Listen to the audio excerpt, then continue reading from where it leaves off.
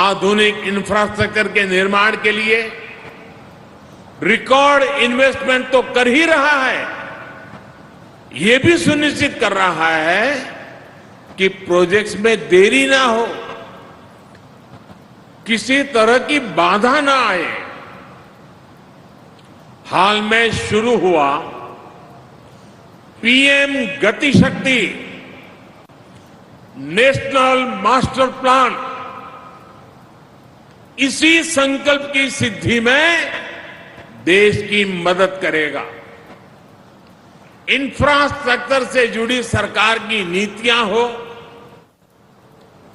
बड़े प्रोजेक्ट्स की प्लानिंग हो, उन पर काम किया जाना हो, गति शक्ति नेशनल मास्टर प्लान सभी का मार्गदर्शन करेगा। जब हम मास्टर प्लान को आधार बनाकर चलेंगे तो देश के संसाधनों का भी सही उपयोग होगा। पीएम गति शक्ति नेशनल मास्टर प्लान के तहत सरकार अलग अलग मंत्रालयों को एक प्लेटफॉर्म पर ला रही है। अलग अलग प्रोजेक्ट्स की जानकारी हर डिपार्टमेंट को समय पर मिले, इसके लिए भी व्यवस्था बनाई गई है। साथियों, रेलवे स्टेशंस के रीडेवलपमेंट का ये अभियान भी सिर्फ स्टेशन की सुविधाओं तक सीमित नहीं है, बल्कि इस तरह का निर्माण गति शक्ति नेशनल मास्टर प्लान का भी हिस्सा है। ये आजादी के अमृत काल में ऐसे इंफ्रास्ट्रक्चर के निर्माण का अभियान है जो देश के विकास को अभूतपूर्व गति दे सके। ये गति शक्ति मल्टी मॉडल कनेक्टिविटी की है, एक होलिस्टिक इंफ्रास्ट्रक्चर की है। अब जैसे रानी कमलापति रेलवे स्टेशन को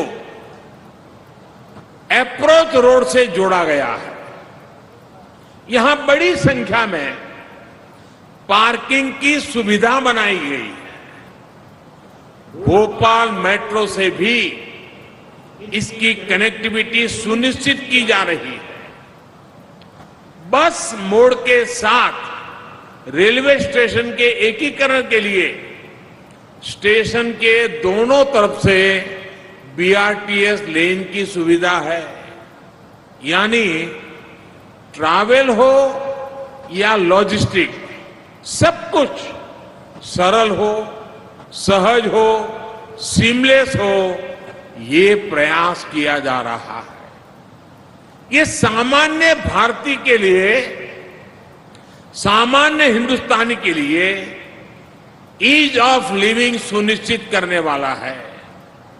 मुझे खुशी है कि रेलवे के अनेकों प्रोजेक्ट्स को इसी तरह गति शक्ति नेशनल मास्टर प्लान से जोड़ा जा रहा है। साथियों, एक जमाना था जब रेलवे के इंफ्रास्ट्रक्चर प्रोजेक्ट्स को भी ड्राइंग बोर्ड से जमीन पर उतरने में ही सालों साल लग जाते थे। मैं हर महीना प्रगति कार्यक्रम में रिव्यू करता हूं कि कौन सा प्रोजेक्ट कहां पहुंचा। आप हैरान हो जाएंगे, मेरे सामने रेलवे के कुछ प्रोजेक्ट ऐसे आए जो 35-40 साल पहले घोषित हो चुके थे, लेकिन कागज पर लकीर भी नहीं बनाई है। 40 साल हो गए। अब खैर ये काम भी मुझे करना पड़ रहा है, मैं करूंगा, आपको भरोसा देता हूं।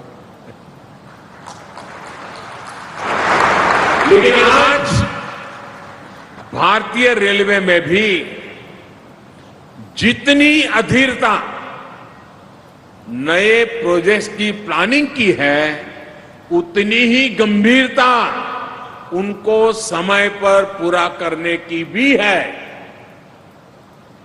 ईस्टर्न और वेस्टर्न डेडिकेटेड फ्रेट कॉरिडोर इसका एक बहुत सटीक उदाहरण है। देश में ट्रांसपोर्टेशन की तस्वीर बदलने की क्षमता रखने वाले इन इंफ्रास्ट्रक्चर प्रोजेक्ट्स पर अनेक वर्षों तक तेज गति से काम नहीं हो पाया था, लेकिन बीते 6-7 सालों के दौरान 1100 किलोमीटर से अधिक रूट को पूरा किया जा चुका है और बाकी के हिस्से पर तेज गति से काम चल रहा है। साथियों, काम की यही गति आज दूसरे प्रोजेक्ट्स में भी दिखती है। बीते 7 सालों में हर वर्ष औसतन 2500 किलोमीटर ट्रैक कमीशन किया गया है, जबकि उससे पहले के सालों में ये 1500 किलोमीटर के आसपास ही होता था। पहले की तुलना में इन वर्षों में रेलवे ट्रैक के बिजलीकरण की रफ्तार 5 गुना से अधिक हुई है।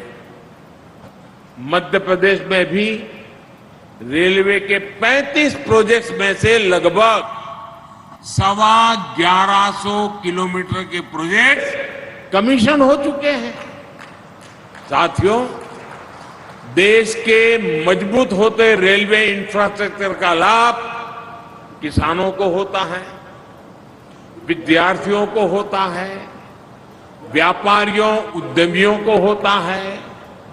आज हम देखते हैं कि किस तरह किसान रेल के माध्यम से देश के कोने कोने के किसान दूर दराज तक अपनी उपज भेज पा रहे हैं। रेलवे द्वारा इन किसानों को माल ढुलाई में बहुत छूट भी दी जा रही है। इसका बहुत लाभ देश के छोटे किसानों को भी हो रहा है। उन्हें नए बाजार मिले हैं, उन्हें नया सामर्थ्य मिला है। साथियों, भारतीय रेल सिर्फ दूरियों को कनेक्ट करने का माध्यम नहीं है, बल्कि ये देश की संस्कृति, देश के पर्यटन, देश का तीर्थाटन को कनेक्ट करने का भी अहम माध्यम बन रही है। आजादी के इतने दशकों बाद पहली बार भारतीय रेल के इस सामर्थ्य को इतने बड़े स्तर पर एक्सप्लोर किया जा रहा है। पहले रेलवे को टूरिज्म के लिए अगर उपयोग किया भी गया तो उसको एक प्रीमियम क्लब तक ही सीमित रखा गया। पहली बार सामान्य मानवी को उचित राशि पर पर्यटन और तीर्थाटन का दिव्य अनुभव दिया जा रहा है। रामायण सर्किट ट्रेन ऐसा ही एक अभिनव प्रयास है। कुछ दिन पहले पहली रामायण एक्सप्रेस ट्रेन देश भर में रामायण काल के दर्जनों स्थानों के दर्शन करने के लिए निकल चुकी है। इस ट्रेन की यात्रा को लेकर बहुत अधिक उत्साह देशवासियों में देखने को मिल रहा है। आने वाले दिनों में देश के अलग अलग हिस्सों से कुछ और रामायण एक्सप्रेस ट्रेनें भी चलने वाली है। यही नहीं, विस्टाडोम ट्रेनों का अनुभव भी लोगों को बहुत पसंद आ रहा है।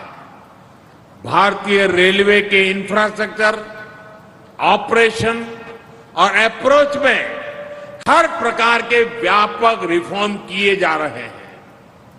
ब्रॉडगेज नेटवर्क से मानव रहित फाटकों को हटाने से गति भी सुधरी है और दुर्घटनाओं में भी बहुत कमी आई है। आज सेमी हाई स्पीड ट्रेनें रेल नेटवर्क का हिस्सा बनती जा रही है। आजादी के अमृत महोत्सव में आने वाले 2 सालों में 75 नई वंदे भारत ट्रेनें देश भर में चलाने के लिए रेलवे प्रयासरत है। यानी भारतीय रेल अब अपनी पुरानी विरासत को आधुनिकता के रंग में ढाल रही है। साथियों, बेहतर इंफ्रास्ट्रक्चर भारत की आकांक्षा ही नहीं बल्कि आवश्यकता है। इसी सोच के साथ हमारी सरकार रेलवे समेत इंफ्रास्ट्रक्चर के हजारों प्रोजेक्ट्स पर अभूतपूर्व निवेश कर रही है। मुझे विश्वास है भारत का आधुनिक होता इंफ्रास्ट्रक्चर आत्मनिर्भरता के संकल्पों को और तेजी से देश के सामान्य व्यक्ति तक पहुंचाएगा। एक बार फिर आप सभी को आधुनिक रेलवे स्टेशन की ओर और साथ साथ अनेक नई रेल सेवाओं की बहुत बहुत बधाई देता हूं। रेलवे की पूरी टीम को भी इस परिवर्तन को स्वीकार करने के लिए, इस परिवर्तन को साकार करने के लिए रेलवे की जो पूरी टीम नए उत्साह के साथ जुटी है, मैं उनका भी अभिनंदन करता हूं, उनको भी बहुत बहुत धन्यवाद देता हूं। आप सबको अनेक अनेक शुभकामनाएं, बहुत बहुत धन्यवाद।